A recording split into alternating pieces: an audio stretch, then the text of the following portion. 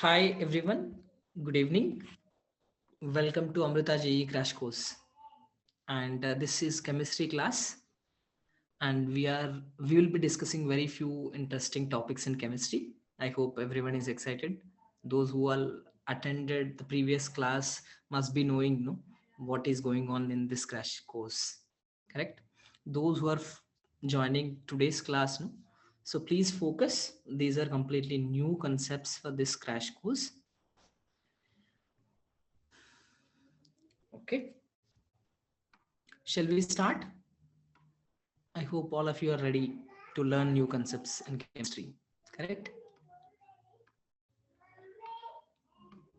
So if there is any issue like any audio issue or video issue, please let us know. Okay. And is it clear? Or I'm zooming it. The question on the screen, is it clear? There is no audio delay, video delay, right? There's no problem, right? Nothing, sir. It's clear. Okay, fine. Thank you. Okay. So we'll start. We'll start with this question today. Question is about volume strength of 1.5 normal H2O2. See, H2O2 solution is where we use H2O2. Anybody knows this? Hydrogen peroxide. No? Where do we use this? Hydrogen peroxide. Any idea? Voice is very low. Is it like that? All right.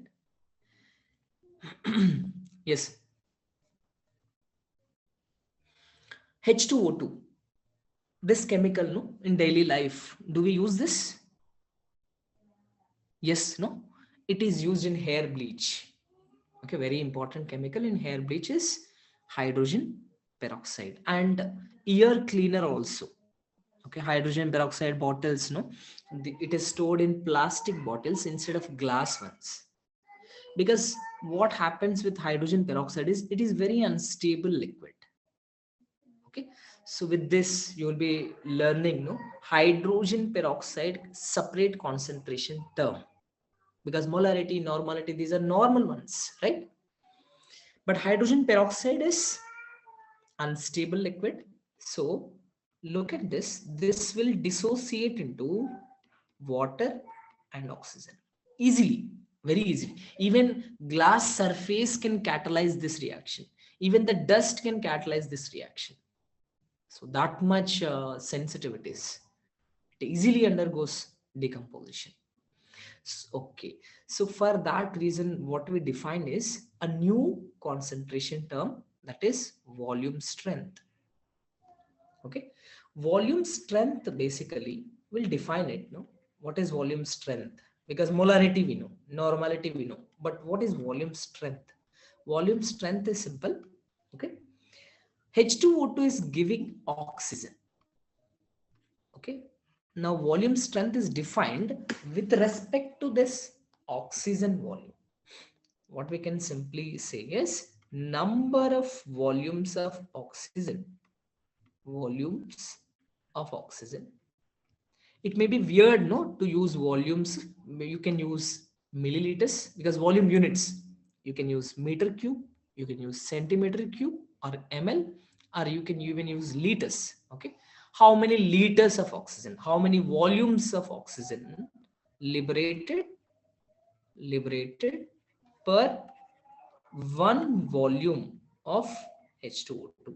So that must be at STP, number of volumes of oxygen liberated. Very important. This is at STP. STP conditions, anybody knows? I think everyone knows, right? What is STP? Standard temperature pressure conditions.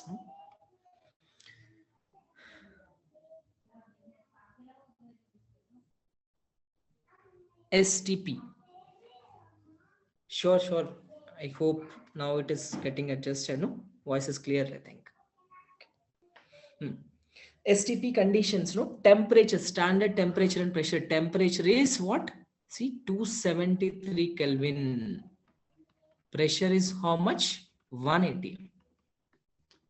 So volume strength means how many liters of oxygen liberated per 1 liter. You can say, suppose X is the volume strength. Okay, let me characteristic. X is volume strength. X is volume strength.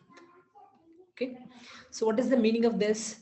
So X liter of O2 at STP, okay, liberated by 1 liter of H2O2. Okay, per 1 liter, how many liters of oxygen is liberated? That is its volume strength. So more is the volume strength, more concentrated the H2O2 is. Okay, so now we'll simply convert this volume strength into molarity or normality, because see this, no, this question is talking about normality. This is the strength, no? What is the volume strength of 1.5 normal H2O2? So let us quickly calculate this. H2O2 gives H2O plus half O2. And we know that 1 mole is giving half mole oxygen gas. No, it is a gas. Oxygen is gas. So there is no doubt for everyone, right? Oxygen is a gas at room temperature. Fine. Now even at STP, this is a gas. Now, how much volume occupied by this gas at STP? Half mole. Half mole means how much volume? Avogadro volume number is there, right? 1 mole means 22.4 liter. Half mole means how much? So this is basically 11.2 liter at STP. 1 mole means 11.2 liter. Okay. Now we are relating molarity with volume strength. Okay. Now X liter of O2 at STP per 1 liter, right? Now highlight these terms, no? X liter of O2. So what I'll find is per X liter at STP, how many moles it is? We know 1 mole, 11.2 liter. Now X liter, how many moles? This is just unitary method, no? So moles of H2O2 is how much? X by 11.2. Volume of H2O2 is how much? Volume of H2O2 is equal to 1 liter. This is by definition, by default, no? Volume strength means X liter liberated by every 1 liter. So moles and volume is given. So molarity is simple now. Molarity is equal to moles by volume in liter. So molarity is X by 11.2. So what is normality then? Normality is always, no, for H2O2, it is 2 times 2 into X by 11.2. You may ask, no, sir, why you multiply with 2? Because see this equation. See this equation. And how many electrons are involved in this? How many electrons are involved? Oxygen oxidation number is -1. Okay. And this goes to 0. -1 to 0. But 2 oxygens. So if it goes from -1 to 0, 1 electron. 1 electron lost. Okay. But 2 oxygen atoms, 2 electrons are involved. So this is why I'm multiplying normality is equal to 2 into X by 11.2. So that I can say like X by 5.6. So this is our relations, no? Molarity, normality, and volume strength. Normality equal to X by 5. What is X? X is volume strength. We defined it, right? See, look at this. X is volume strength. We defined. Clear? Fine. Now let us come back to the question. Okay, let us come back to the question. These are our useful formulae. We must know this, no? Then only we can find out volume strength. Normality is given. X we need to find, right? See. So normality is equal to X by 5.6. Normality is given, right? 1.5 is equal to X by 5.6.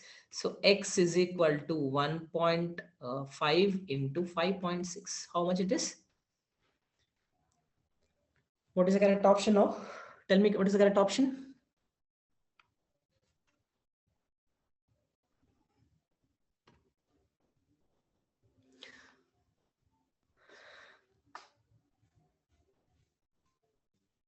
Exactly, 8.4.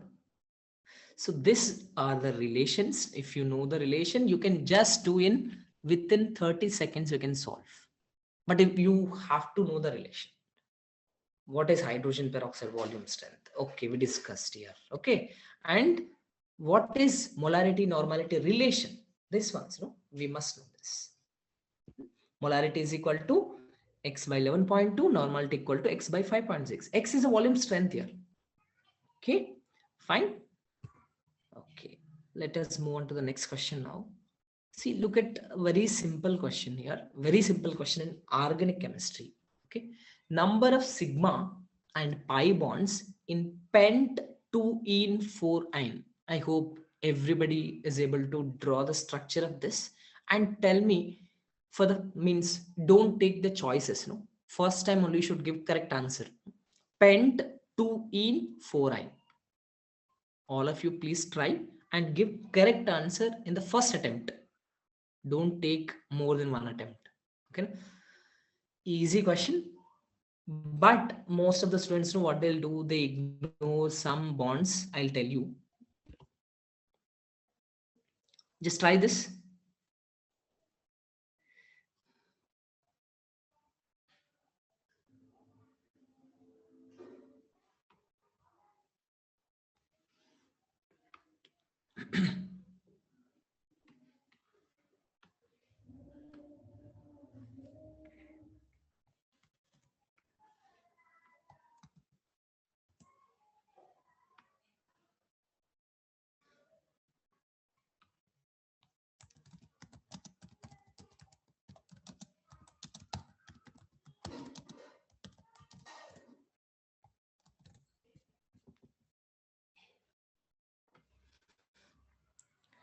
Is it done? What is the correct answer now?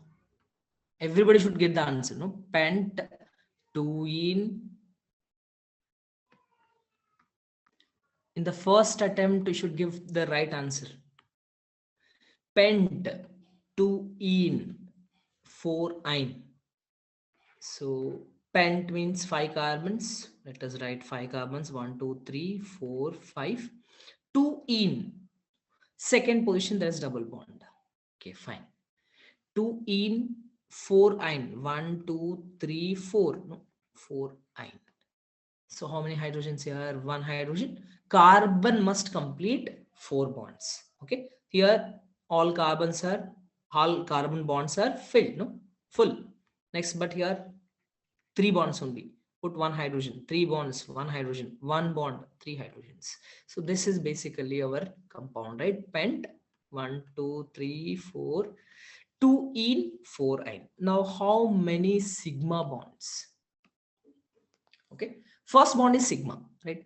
So how many sigma bonds here? Look at this. First we'll count, no, CC bonds. How many CC bonds? How many CH bonds? Sigma.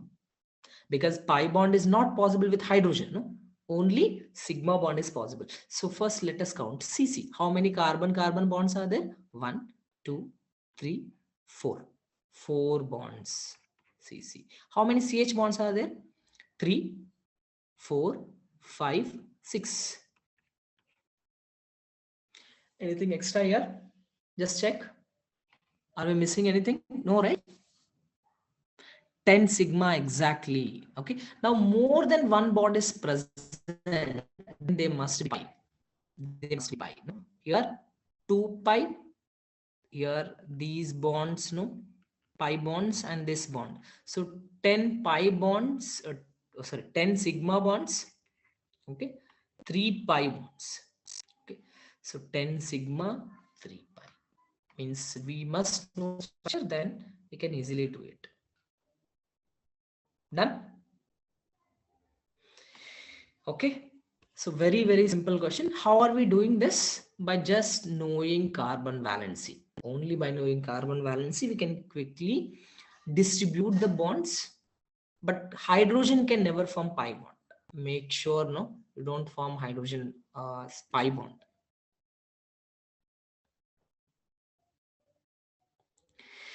Okay, fine. Next question. Next question. Try this now. State of hybridization. How do you find hybridization? What simple trick you have? Please try that.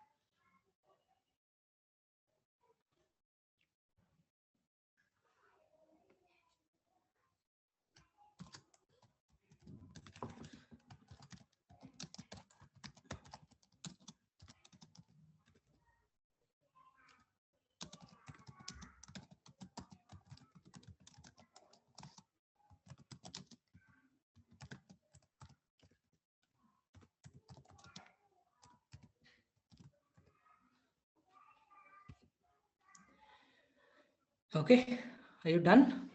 So what trick you are using? Tell me for finding hybridization. Hybridization. Okay. See, look at this. I'll tell you very simple trick. Hybridization can find very easily. Hybridization is equal to, see, simple number of sigma bonds. Only take sigma bonds plus lone pairs. This is applicable to any atom. If you know the structure, just look for sigma bonds, and if there is a lone pair, you count that lone pair also. That will give, that number, suppose this number will give us 2, then sp hybridization, 3 sp2. If this number is 4, sp3, like this. Okay, now C2 carbon, just look at C2 carbon. Where is C2? Yes, no. So what you can do is you write like this question, double bond CH2.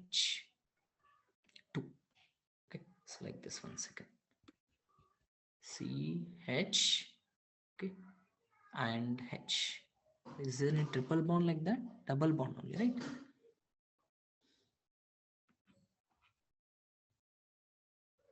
I think it should be triple bond CH, like this.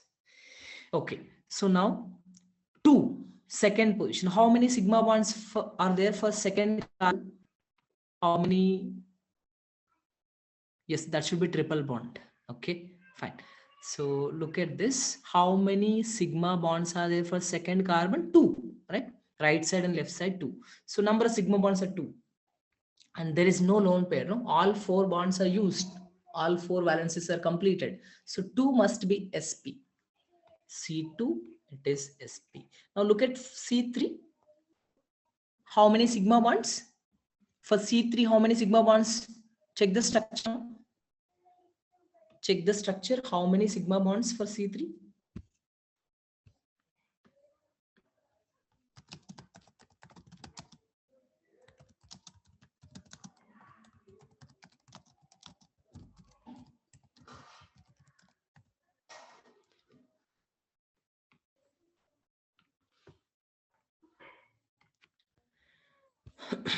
Four, right? Exactly 4, right?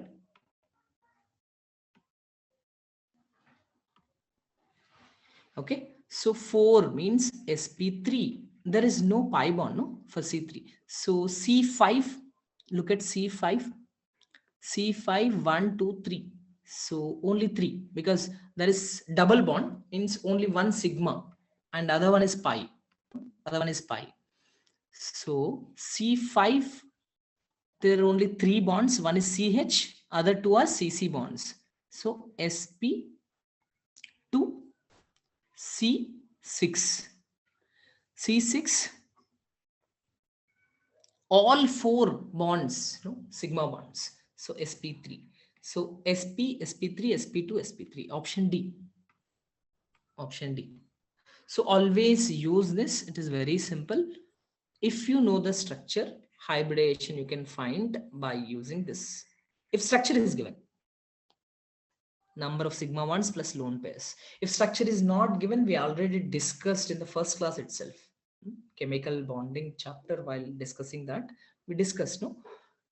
If nothing is given, no structure is given, finding central atom, then valence electrons, that method you can use. Okay. Moving on to the next question. Look at this. This is about tautomerism. Okay.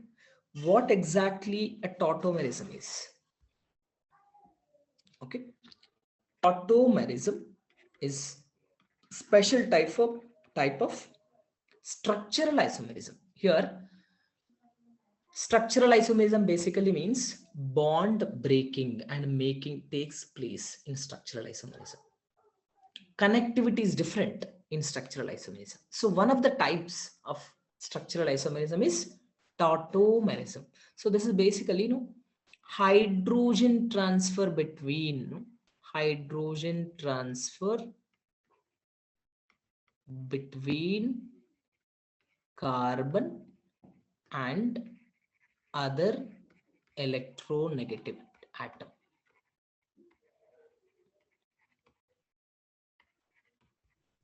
Or simply, most common, there are many other positions also possible tautomerism, but most common is 1,3 hydrogen transfer. Very simple way we can define 1,3 hydrogen transfer.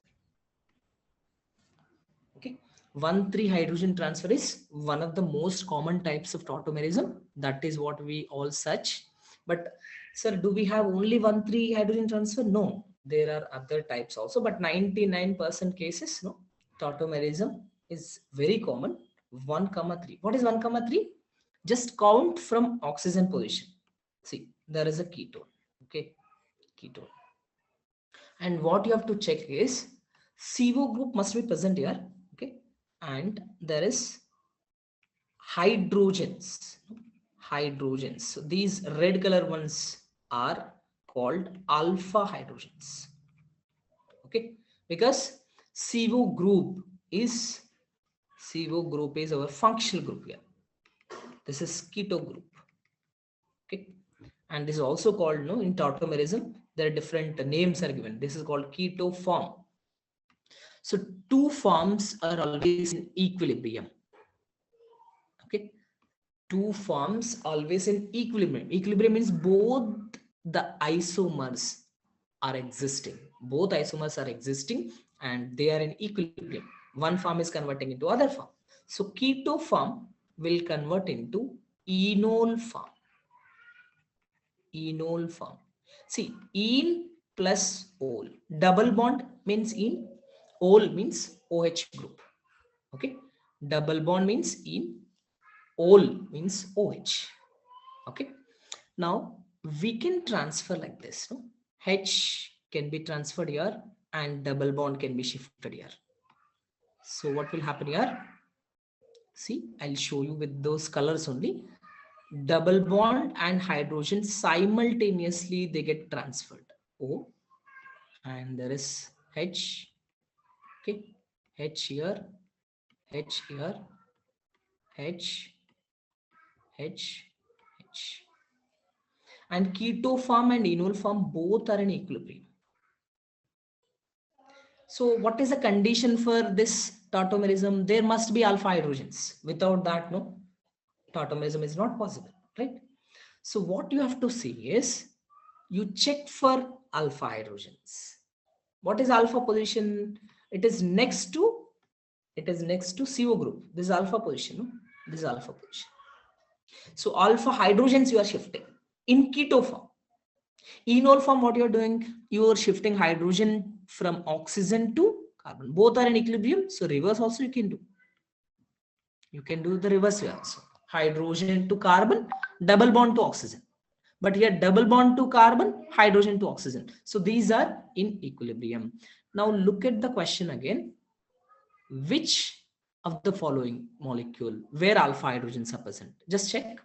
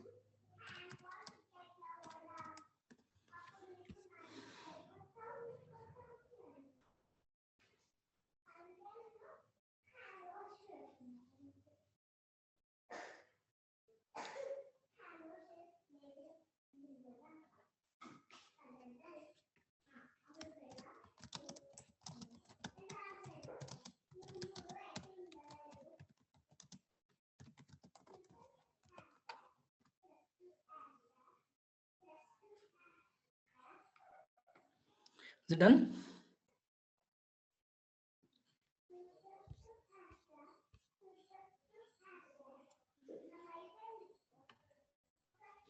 Okay, so where are alpha hydrogens? Can you tell me? Okay, so which of the following molecules? They're saying 1 and 3. Are you saying 1 and 3? Okay. Can exhibit tautomerism? See, look at this one. There are alpha hydrogens. Yes, there are alpha hydrogens. Okay. Here, there is alpha hydrogen. Okay. Here, is there an alpha hydrogen? Yes, 3 bonds are there, 1 alpha hydrogen. Okay, fine. But remember, there is one more rule. In bicyclic compounds, it is called Brett's rule. Brett's rule. Okay. According to this rule, double bond is not possible. Double bond is not possible at bridgehead position.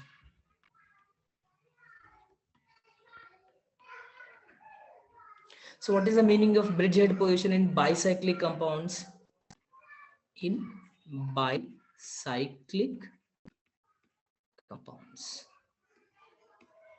See, if you see, this is a bicyclic compound and bridged bicyclic. Okay, you can't have no double bond at this position. So this is not possible because bridgehead positions are no, these are bridgehead positions.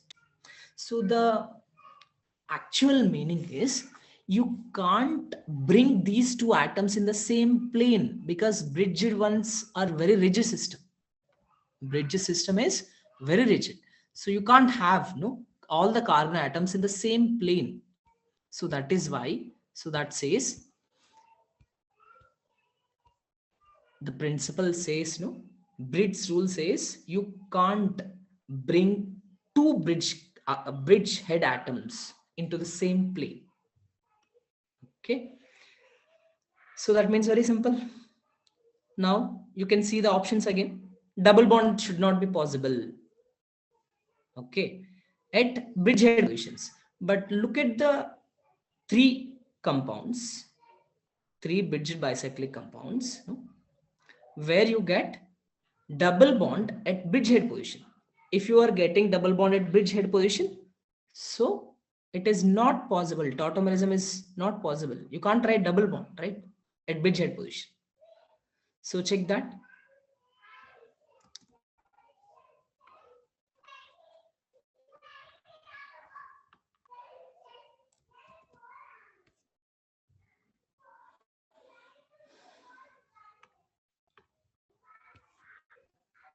Okay, check this.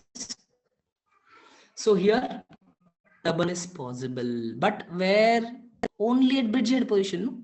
Only bridgehead position. In one, only bridgehead position. But in three, yes, this is not a bridgehead position. I'll write it, no?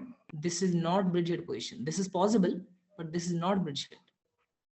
See, double bond OH. Now this is not bridgehead position, this one. But I'll show this with the red color. Now this is bridgehead position, and there is no hydrogen here, so only one possibility. Two is not possible, right? And this is not possible. Bridgehead positions, you can't have double bond. Understood? So full answer.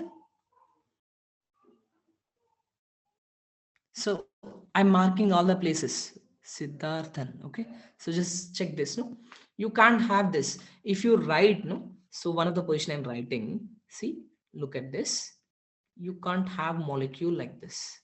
So this is OH and double bond, which is not possible. This is bridgehead position. No? You can't have double bond.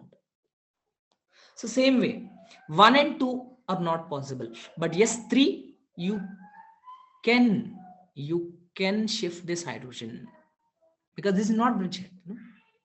So final answer should be C. Can exhibit, sorry, can exhibit, right? Cannot exhibit means 1 and 3. So can exhibit means only 3. Only 3. 1 and 2 are not possible. Very, very important question, no? If you see in bridgehead means bridged bicyclic compounds, we have to make use of this Brett's rule. Okay, understood? I hope you got clarity, right? Okay, fine. Next, now this is a very interesting question, no? How many structural isomers are possible when one of the hydrogen is replaced by chlorine atom? So this is from basic organic chemistry isomerism. How many structural isomers, not stereo, only structural isomers, when one of the hydrogen is replaced by chlorine atom? Every time you have to replace one hydrogen only. So let me do by a systematic way. There is one group, one phenyl group. Okay, I'll replace here. Only one hydrogen I should replace, right? So this is one. This is one. One possibility. Okay. Second one. So these positions, no, see this position, this position, this position, this position, all are same, right? 4 positions are same. So I can write this one. Okay, this is chlorine, this is CH2, because all 4 positions are same. If you replace any of the position, you will get this. No? Right. Next. So you can think of other positions. This position, this, all are same again, right? Okay. So let me show you here. No, here you will get clarity. This positions, they're same, right? So you can replace them anywhere. If you replace one hydrogen, you will get same isomer. So this is CH2, and every time you have to replace only one hydrogen, not all hydrogens, no? Only one hydrogen. So this is chlorine. Sir, why are you using only left side ring? No, you can use right side ring also. Why?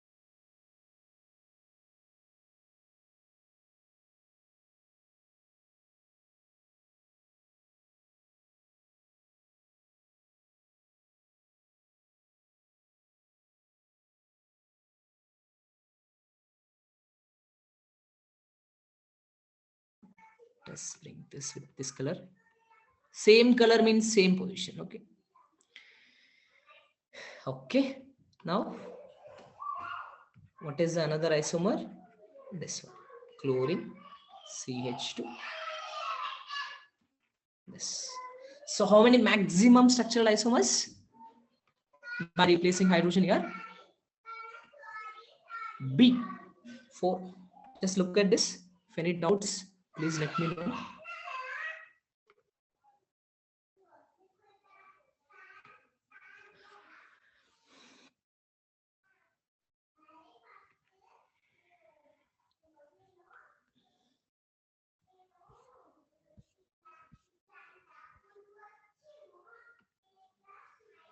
No doubts, right?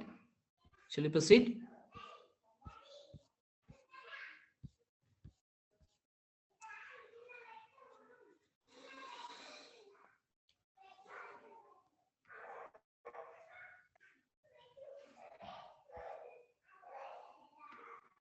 Okay, just look at hydrogen replacing. Either you select left side ring or right side ring, it will be same because both are symmetrical, no? They're symmetrical. So one by one, systematic way, start from the middle one, okay? Then go systematically replace each and every hydrogen and check.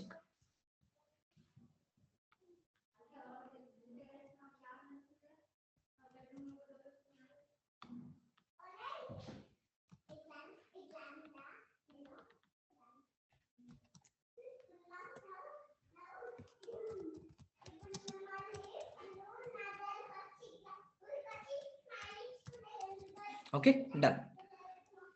So we'll move on to the next question now. Okay, next question. See, look at this question now. Number of isomers in C4H10O. How many isomers? How do you write systematic way? Okay, but we should know what is the functional group in this. See, C4H10O, O can be present in different functional groups. No, if O is present, I can say it is alcohol, okay, or it can be ether, okay, it can be aldehyde, it can be ketone. There are many possibilities in which single oxygen is present, right? It can be enol. This is also possible. But how do we know this? We have to write all possibilities, right? So listen carefully. Listen carefully. I'll tell you one simple trick, very simple trick to restrict, means again to do in a systematic way, to select a functional groups,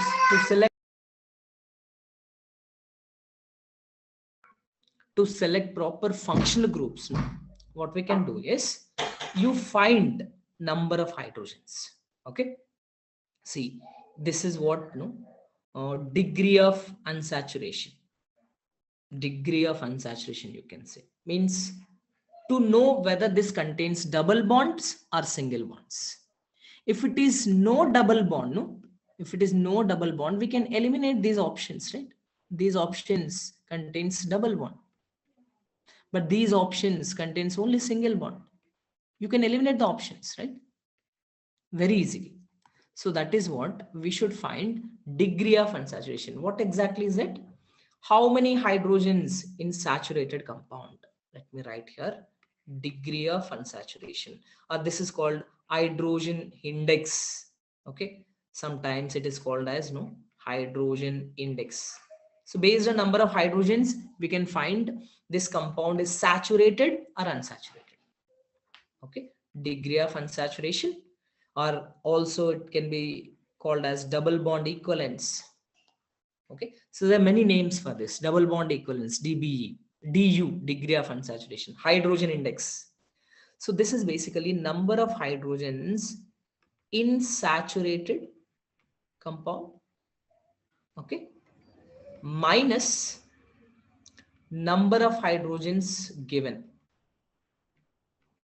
How many hydrogens in saturated and how many hydrogens in the given compound by 2.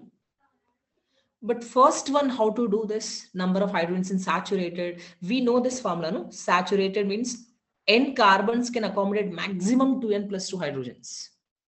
Everybody knows this, no? Because saturated hydrocarbons are alkanes. So we must know this, no? N carbons are present. There are 2n plus 2 hydrogens. Okay, fine. No. Now look at this. 2n plus 2 means 4 carbons are there. 2 into 4, 8. 8 plus 2, 10. So 10 for this compound. Degree of unsaturation is how much? 10 minus. How many hydrogens are there here? 10. But sir, oxygen is there. You consider oxygen as 0. Okay, very simple. It looks like 0, right? No, just a symbolic, you know. But we should consider oxygen as 0 only. So 10 minus 10 by 2. So that's 0. There is no double bond. No? All are single bonds. C4H10O, all are single bonds. Now let us write, no, we have left with only two possibilities. It can be either alcohol or ether. Okay, either alcohol or ether. We have only these possibility. We don't consider this. No. There's no double bond. Okay, so alcohol and ether. So let me write one by one, but again systematic way. So 1, 2, 3, 4, and saturated OH. No? All isomers, right? One OH. Second one, how do you write? 1, 2, 3, 4. See, each dot here represent carbon. This is bond line formula. Okay. So 4 carbons here. And now I changed OH position. OH position. Okay. 1 butanol it is. 2 butanol. Next one.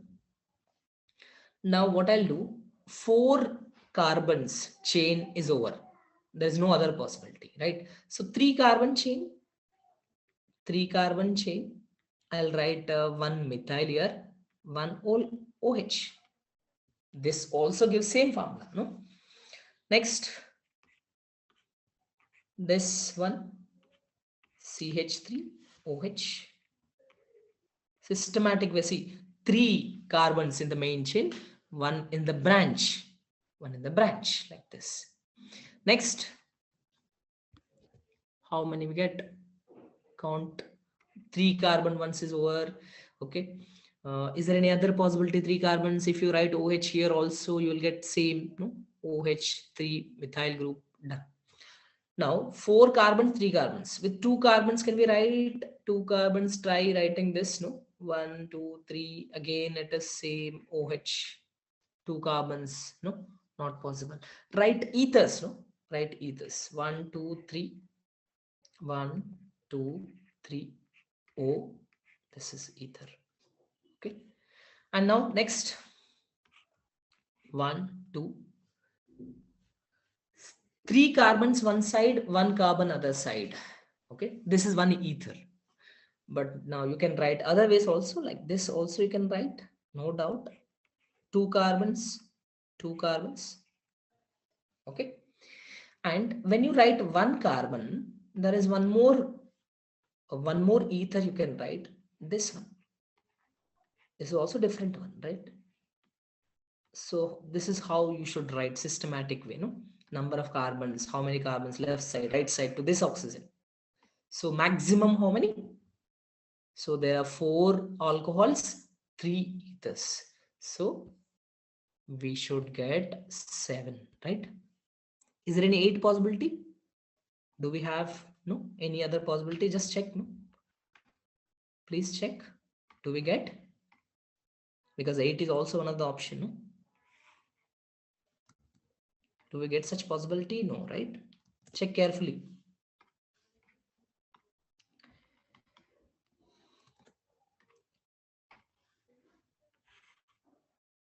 Alcohols, 4 carbons, 3 carbons, just count this.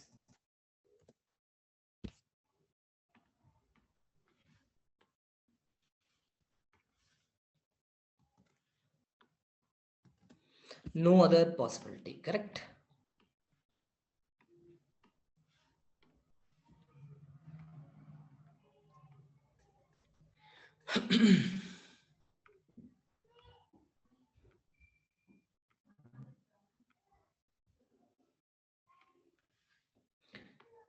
Okay. Everyone agree with this, right? Chiral center, see, they are asking only structural isomers. If enantiomers are there, then we can count, but only structural isomers. See this, no? That is what I said, no? Only a number of isomers they are asking. Okay, okay. Then chiral center is different thing. We'll discuss later because chiral center, we have to check chiral centers. Yes. So if you check chiral centers, let us discuss now that also. Okay. Here, I don't think option will be there, but see, let us check this. This chiral center. Okay.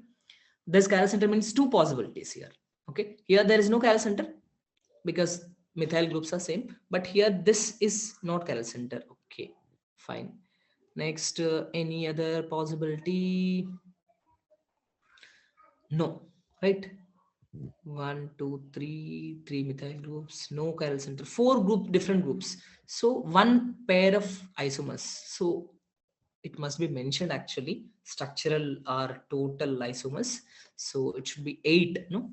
Including, this includes, no? Includes stereoisomerism. Okay, includes stereo. But if it mentions structural, we are looking at structural actually. Okay, fine. So you have to take that isomer also. Chiral means two enantiomers. Okay, means these are basically stereoisomers. Connectivity is same, but arrangement can be different. No, such like this. This can be OH. No? One is up or one is down. This is possible. Chiral center. Four different groups compulsory. Okay. So if four different groups are there, that must show optical isomerism. So our final answer should be 8 because they have not mentioned any structural here. Total number of isomers, total isomers will take. Okay, fine. Next question. See this. Which of the following carbocations expected to be most stable? Most stable here. But what is NO2? See, look at the structures here.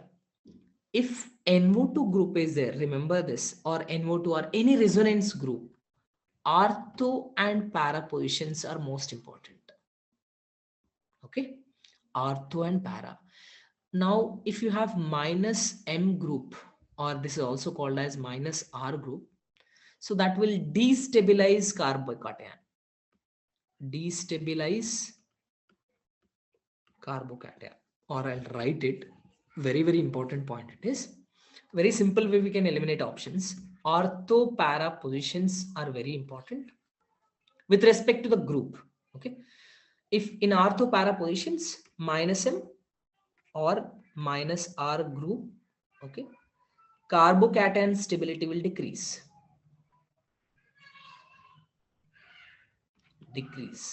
Okay, but plus M or plus R group, stability of carbocation will increase. Very simple. Okay, but NO2 is no, NO2 is strong withdrawing group. It is strong withdrawing group. So ortho position or para position, that will strongly decrease carbocation. Okay. Now see this ones, B and D options. Why it will decrease also I'll explain. So let me write B, expanded structure. I'm writing B. Okay. This is B option. Let us see. This is plus N. NO2, if you write NO2, there is positive charge on nitrogen. So look at this carefully. Two plus charges on adjacent atoms, which is not acceptable structure, or the energy is very high. The energy is very high. This is least stable. Okay, so this is least stable because nitrogen and next carbon is positive charge. Next carbon positive charge. So B and D directly you can neglect. B and D directly you can neglect. Understood? Why are we neglecting this? Why are we neglecting? Because nitrogen adjacent carbon has positive charge, no? Positive charges on two adjacent atoms, which are not possible. Okay. Now A and B, A and B, A and C, A and C, this is least stable because I already said no, ortho para. Now this is para position, right? Para to NO2 group. This is ortho, meta, para. Okay. O, M, P. This is para. So with respect to para, NO2 is present, no? Stability of carbocation will be least. Now meta, this is most. In ABCD, okay, BCD are less stable or least compared to A. Understood? So this is how you should eliminate options when comparison of carbocation stability, comparison of carbanion stability. Just check this rule. No, very simple. Ortho para position. Just check ortho para position. If it is carbocation, this is the rule. Carbanion is opposite. No, carbanion is just opposite. Okay, fine.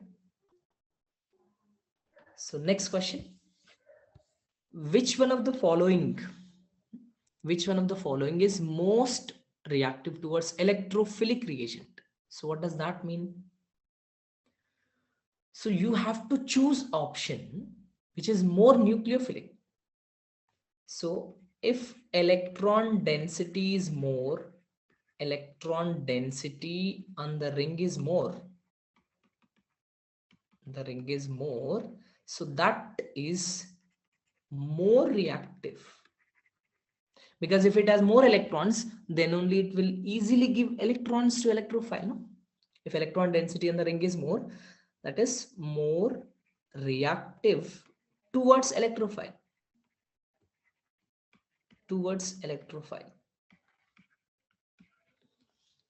Now how do we find this electron density? See this one by one option, no? CH3 group. Okay, we have 3 electronic effects. What are those electronic effects? Resonance effect. So higher priority, top priority. Next, hyperconjugation. Alpha hydrogens ones. If more alpha hydrogens, more is hyperconjugation. More is a releasing effect. More is resonance plus R resonance. Basically, that increases reactivity. Hyperconjugation increases reactivity. Inductive effect plus I effect. Hyperconjugation is always releasing. Okay, so hyperconjugation plus, if plus is there, no, they increase electron density. That's how they are more reactive. Now which one is more reactive in this? So look at this one by one. Hyperconjugation, because alpha hydrogens are there. Hyperconjugation, this is giving electrons. Now this one has resonance, because oxygen is directly attached, no? There is plus R group. Here hyperconjugation, yes. Okay, this alpha hydrogens, and this is also giving, but by resonance. Now A, B options, if you see, both have hyperconjugation, both have resonance, but which one, for which structure more resonance is possible, OH or OCH3? Look at this. Resonance is same, sir, because oxygen atom is there, no? Fine, yes, exactly. And there is another effect, no? OCH3, CH3 group can show plus I effect also. But here there is hydrogen, no hydrogen, which is neutral. Okay, which is lacking in option B. The 3 effects. Inductive is there, resonance, hyperconjugation, but hyperconjugation resonance only, because H is neutral. It is not releasing, basically, not withdrawing. So, but this is also resonance, but here there is no resonance. OH is separated by another carbon, right? There is no resonance, but this resonance is very weak. This is involved in resonance with this also, CO group. CO group is withdrawing this. So competition between A and B, A wins, because CH3 plus I group, oxygen resonance, CH3 also hyperconjugation. A is most reactive, more resonance, more plus R group, more electron density, more reactive it is. Okay. Now look at this separation methods. Which one is correct? Orthoparanitrophenols. Orthonitrophenol is this one. Very important separation method. How do we separate in lab, no? Orthonitrophenol, paranitrophenol. Okay, this is a structure, no? This first one is orthonitrophenol, paranitrophenol. Which separation method we use? Do you have any idea about this? Listen carefully. This has hydrogen bond, okay, but this has intramolecular hydrogen bond. But this has intermolecular hydrogen bond. Between the molecule it has hydrogen, within the molecule orthonitrophenol has hydrogen bond. What will happen? Now this orthonitrophenol, it cannot attract another orthonitrophenol, because in the orthonitrophenol itself, these groups are bonded, no? So within the molecule, hydrogen is trapped here. It cannot attract another molecule. So if it cannot attract another molecule, its boiling point decreases. Okay. So I'll write here molecular attractions, no? Low molecular attractions. Okay. Boiling point is very low, but high molecular attractions. Why high molecular attractions? Because this H is free now. This can attract with another NO2. Okay, and boiling point is high. Para-nitrophenol has high boiling point. Orthonitrophenol has low boiling point. So which method we use? Boiling point difference, no? Usually we use distillation, but steam distillation means we pass steam also. That steam take away orthonitrophenol vapors. We heat the mixture which contains ortho and para-nitrophenol. Okay, so we heat it, and steam will carry away ortho ones only. So steam plus orthonitrophenol. This is how orthonitrophenol is separated from paranitro. Paranitrophenol cannot be easily converted into vapors because its boiling point is high, relatively high compared to ortho. It's very simple, right? Steam distillation. Let us do this question, practical organic chemistry. Nitrogen detection in organic compound is carried out by Lessigne's test. So what is the blue color?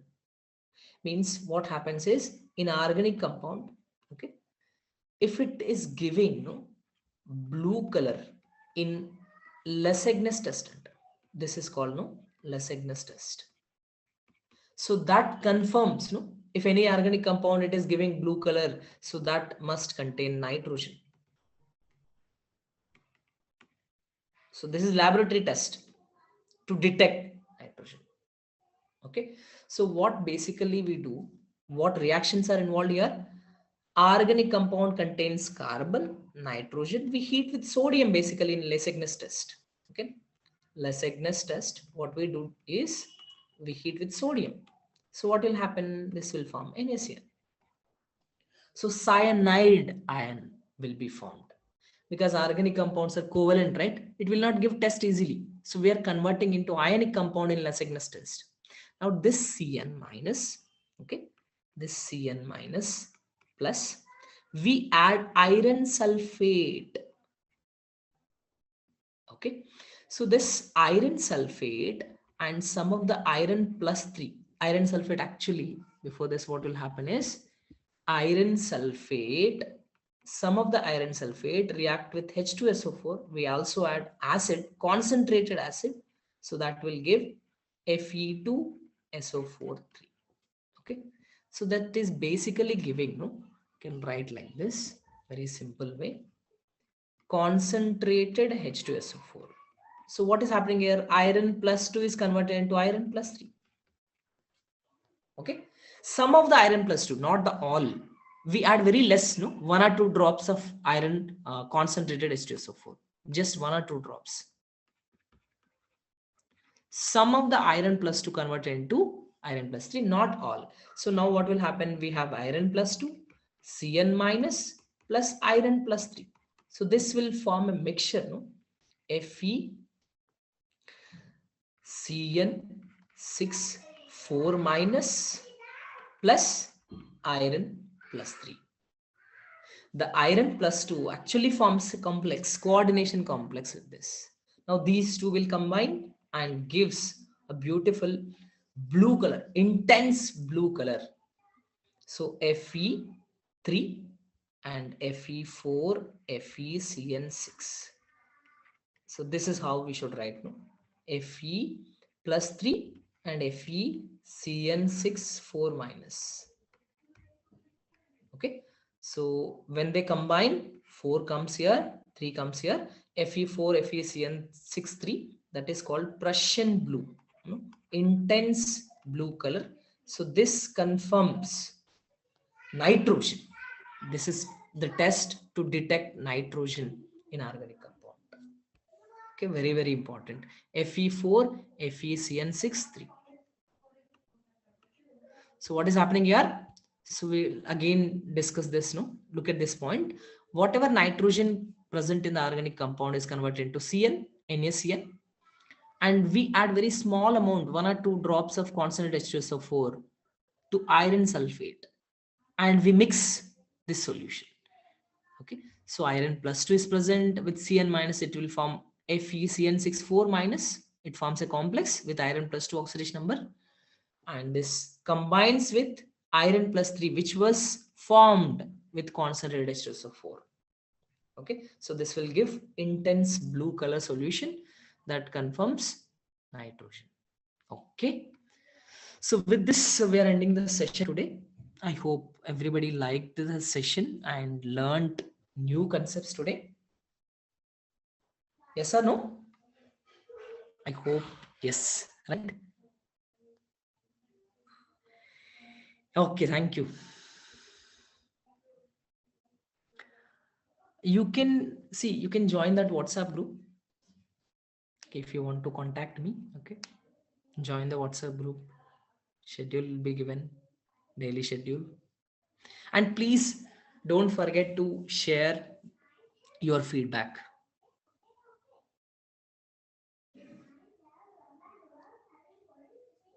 Recordings, I think they'll be provided in that session. Thank you very much. Thank you everyone.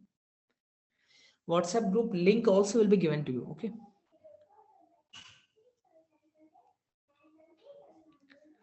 sure, we'll send this PDF. Okay, thank you so much. So we'll meet in the next class with few exciting concepts. Okay, take care, stay safe, stay healthy, stay safe. Okay, bye.